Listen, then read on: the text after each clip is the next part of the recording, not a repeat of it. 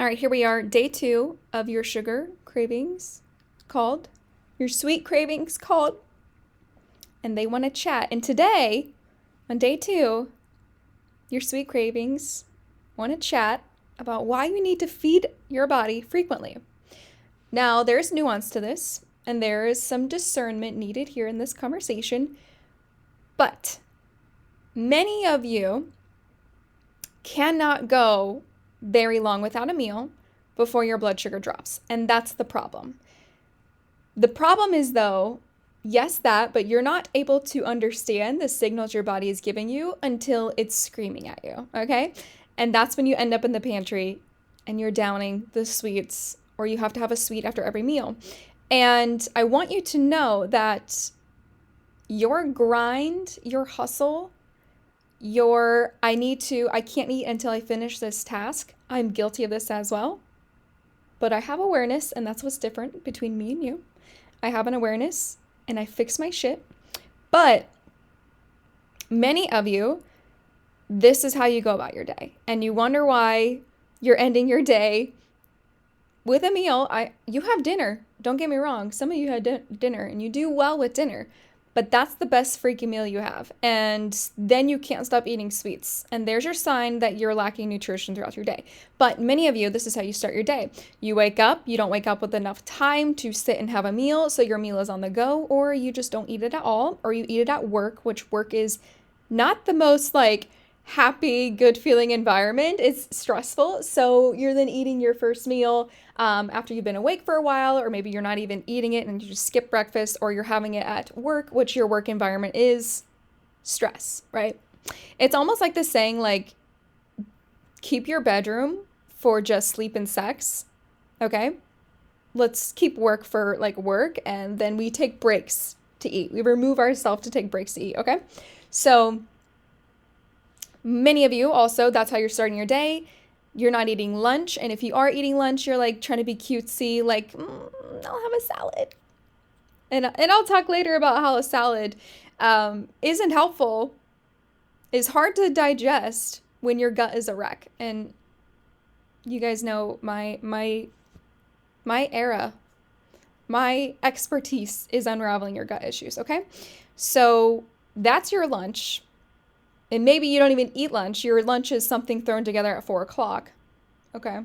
And then you have your dinner, and maybe you don't have your dinner. Maybe it's light. So do you see how there's really a lack of intentional time with meals, and the erratic behavior, the erratic timing of meals all over the place, all over the place.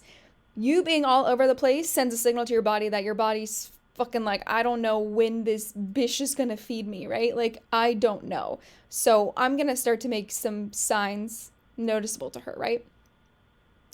Having your day planned out like that, just kidding, you're not planning it. Having your day like that with erratic eating behavior, erratic eating times is stress to your body. So what's going to happen is your blood sugar is gonna drop. Some of you have your blood sugar drop at night. Some of you are having your blood sugar drop throughout the day. And that is a stress signal. Let's be for real here. Not having sugar into ourselves, getting into ourselves, being able to utilize that for you're at work, your brain. Guys, this fact alone should flip the switch of you to start feeding yourself better. Is your brain alone needs around 120, 150 grams, depending on your job, obviously your metabolism and how much you utilize, but 120 to 150 grams of carbohydrates. Your brain alone.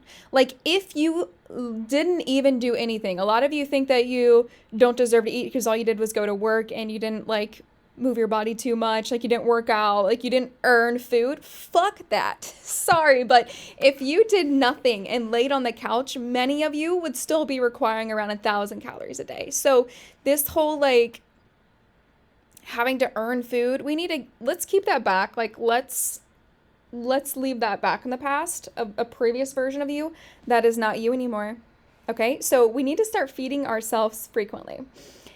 Some of you actually have good blood sugar, you have good working livers, you have good, resources, you have good nutrition that you can go long intervals without food. But that is not the many of you, because the many of you are struggling with thyroid issues and gut issues and lack of energy from intake of food and from high stress lives and from lack of mineral depletion or having mineral depletion. So there's many of you that aren't getting away with this, and you think that you are. You think that you are, but you end up irritable at night, right? Like, there's many signs your body gives you, and being irritable, being hangry, lack of focus, emotional irregulation, like not being able to process your emotions well. That's why you're sporadic. That's why you get angry quick. You're quick to snap. That is all like, this is all intertwined together, right? So many of you need to start feeding yourself frequently and avoid fasting for too long. And I want to share an example of my client yesterday. We had this conversation and we ended up figuring out what's going on. But she was in day 3 of her menstrual cycle. And she's like, it's weird that I had cramps on day 3 of my menstrual cycle just this morning. And I was like, oh, that's interesting. Okay, when did the cramps start to come on? Do you know, like in morning, like, was it before breakfast? Was it after breakfast? And she was like, it was before I ate. And, you know, I weirdly think that they went away after I pooped. And I was like, oh, that's interesting. But like, when? And she said, before I ate food. And I said, this checks out. How long had you been fasting before you actually ate your meal? Because when you're on your period, cramping is like a histamine response, right? Cramping is a histamine response. You can get cramping in your butthole on your period. Okay? That's you guys with the diarrhea and loose stool while you're on your period. Does that make sense? Right. So what we had found out was that it was related to a lack of food. And she was like, yeah, you're right. I was single momming it. Like, the breakfast was kind of erratic. And I also took, you know, it was a while before I actually ate food. So her cramps came on because her body was stressed from low blood sugar, from fasting for too long, from her previous meal last night. And that was a stress to the body. A stress to the body also releases histamine. And your period is kind of, you generally have more inflammation going on, right? So that just was compounded together, where the reason that she had cramps is not because like this random thing, like her period is randomly giving her some PMS symptoms. Like, no, your PMS symptoms can be aggravated, and you can actually have PMS. Let's just call it what it is, premenstrual syndrome. Premenstrual syndrome isn't just the 2 weeks, you know, your luteal phase. It can also be once your period, like the symptoms going away, when your period starts or when your period ends. So her having cramps, we figured out, was due to low blood sugar. This is the kind of work that I do in my coaching container, by the way, and y'all have probably heard me say many times that I have coaching spots open. So I'm going to just throw that one in there because you need this. And the reason you're in this is because you're interested and you need this. So I'll go on. That is an example of why her fasting for too long resulted in low blood sugar that presented differently, presented in cramps, right? Because they went away when she had food. This happens. A lot of you can't get away with too long overnight fasting because you don't have mineral and nutrition reservoirs set up. You haven't been nourishing yourself properly, and your liver is sluggish. Okay? We don't want to wait until we hit low blood sugar in order for us to be inspired to eat. Like, we don't want to wait for that, because what happens when your blood sugar drops is it's a stress. And so if it's a stress, what gets released is cortisol. And cortisol is going to increase blood sugar, is going to increase glucose into your blood by pulling it from other areas of your body, like your organs, your tissues, your muscles, right? That's a tissue. We don't want that to be our constant. We don't want that to be our sustainable, like, everyday behavior to like catch us when we fall, right? You don't want to live in that space where your body is taking parts of it to break itself down to give glucose to your body because you're just not feeding it.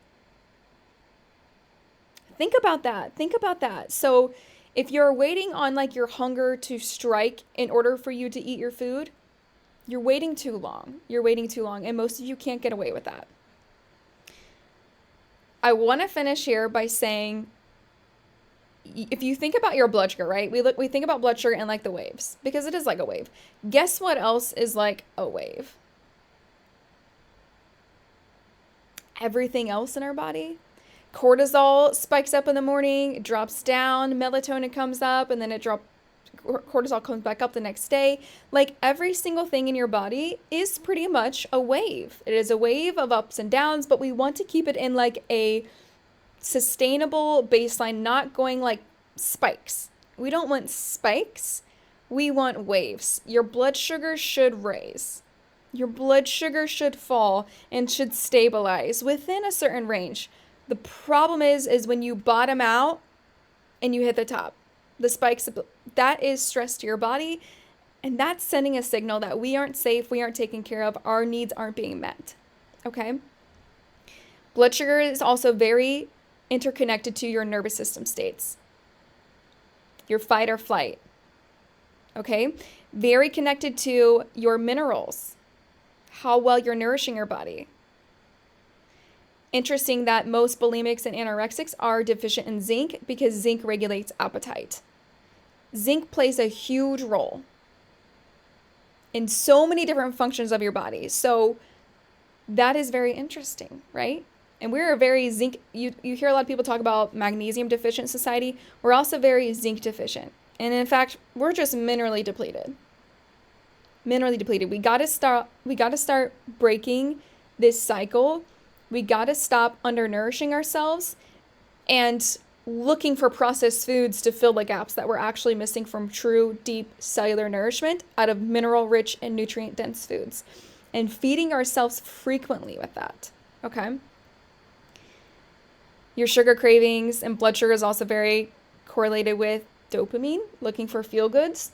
That kind of goes back to yesterday's conversation, and the question I left you with is, where are you missing the sweetness of your life? Where are you not allowing sweetness to come in? Where are you hardening up around it? Where are you not able to receive or allowing yourself to receive sweetness and being open for the goodness? Okay? Blood sugar is also correlated with your circadian rhythm, like I talked about, cortisol, melatonin, the sunrise, the sunset, and your gut integrity. And all these things, all these parts, is what I help unravel for you. So if you're ready for this, you want to step into this space, I'm here for you. I'm calling for you. I'm extending my arm out, inviting you into this space with me because we got some work to do.